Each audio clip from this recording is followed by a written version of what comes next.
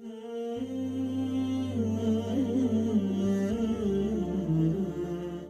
explain this in brief, bi'idhnillah, because this is a qa'idah that's used a lot, and at times it's abused. It's not used accurately. Why are we saying this? Number one, we have to determine where is this qa'idah applicable. Al-Haraj Madfu is generally, it's a qa'idah which is found throughout many chapters of fiqh.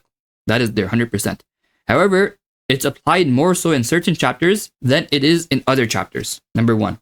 So we have to determine if in this specific chapter, will this qa'idah have a role or not. Number two, after determining if this qa'idah has a role or not, we have to determine what level of haraj will be considered. What level of difficulty will be considered. Why are we saying this? Because of the fact that the entire purpose of takleef is ilzamu ma fihi al-mashaqqa. Takleef literally stems from kulfa. Kulfa means to impose something upon someone which has difficulty. So when you're bringing about the actions which the Shariah requires from you, there will be an intrinsic level of difficulty in each and every single action. Why are we saying this? Because the purpose of takleef is to test a person. لِيَبَلُوَكُمْ أَيُّكُمْ أَحْسَنُ عَمَلًا. Right? The entire purpose of creating mankind is وَالَّذِي خَلَقَ الْمَوْتَ وَالْحَيَاةَ لِيَبَلُوَكُمْ. Allah subhanahu wa ta'ala created death and life so that He can test you. أَيُّكُمْ أَحْسَنُ عَمَلًا. Which one of you does better actions? So what does that mean? The nature of takleef is that there will be a test.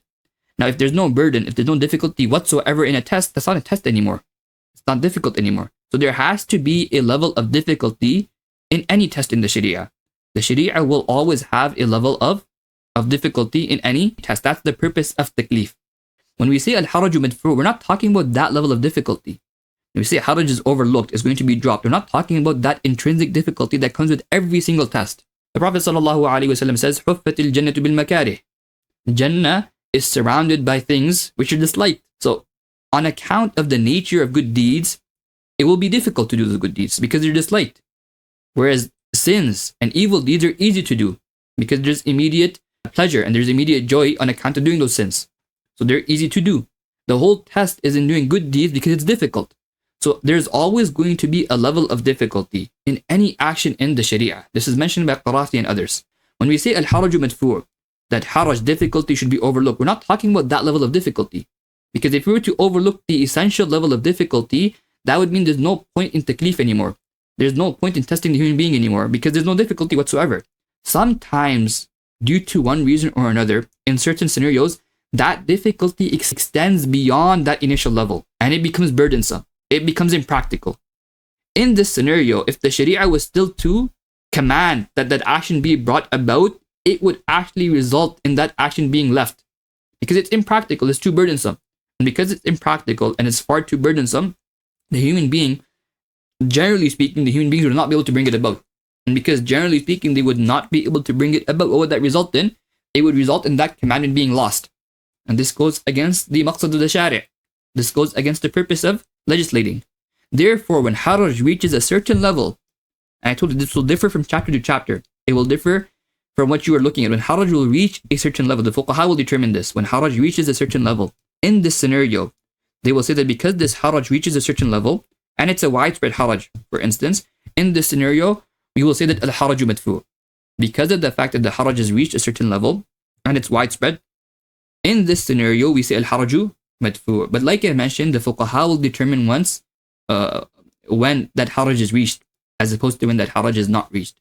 So for example, in the winter, in the early morning, you're doing wudu with cold water, freezing cold water. It's difficult. It's extremely difficult. But over there, the Shariah does not consider that level of haraj to be sufficient in dropping wudu. Yes, if the water is so cold that a person feels he might die, then in this scenario, the mas'ala of tayammum comes into play. That's a different discussion. You notice that the general level of haraj will always be there. The general level of haraj is difficult to do wudu in the morning with cold water. And this is why the Prophet ﷺ, in a hadith, there is mention of this. There is mention of reward for those people who do wudu at the times of difficulty. And the fuqaha and the commentators, they explain these times of difficulty to be, for instance, early morning where it's cold, or where it's winter and the water is extremely cold. This will be more rewarding. Yes, if the haraj on a general level, again, why am I saying general level? Someone might find haraj in their personal life. Someone might find a lot of haraj in their personal life. This is a separate scenario. The general hukum is based off of the haraj which is found generally. And the haraj that is found generally is that if you were to maintain that a person needs to, every time they do wudu, they have to make sure they take water and put it inside their eyes. This will be difficult. not just difficult, this can result in harm. And because of that fact, that excessively putting water 5 times a day, or however many times you make wudu a day, into your eyes every single day, this results in a very high level of haraj. And because of the fact that it results in a very high level of haraj, over here we say that this haraj will be considered, we are going to drop this haraj. We will overlook this, and we will say that the fard of the wajh, of washing the wajh, even though it should be inclusive of washing the eyes. However, on account of excessive burden, on account of impracticality, on account of it being extremely difficult, in so as much as that it will result in harm. Over here, we're going to overlook washing the eyes. وَالْمَشَقَّةُ تُسْقِطُ الْفُرُوض. This is how this qa'idah is meant to be understood. And like I mentioned, in every chapter, the fuqaha will look in that chapter what level of haraj will be considered. Number 1, in order to drop the general ruling. And number 2, is that haraj widespread? Is it specific to a specific person? This will also be looked at. And number 3, what level of haraj does the Shariah want? Because there needs to be a test. There needs to be a level of difficulty that is found. And because of that fact, because there needs to be a level of difficulty, that level of haraj will be maintained. That level of difficulty must be kept. But anything beyond that, now the fuqaha will differ. Has it reached such a point where we can overlook the general ruling for this specific matter or not? But again, this qa'idah, al-Haraj Madfu, like I mentioned, at times it's abused. So keep these general ideas in mind. Of course, when you study more and you cover the qawaid fiqhiyyah in more detail, these qawaid will be further explained how they're used in each and every single chapter on account of the situations that arise within those chapters.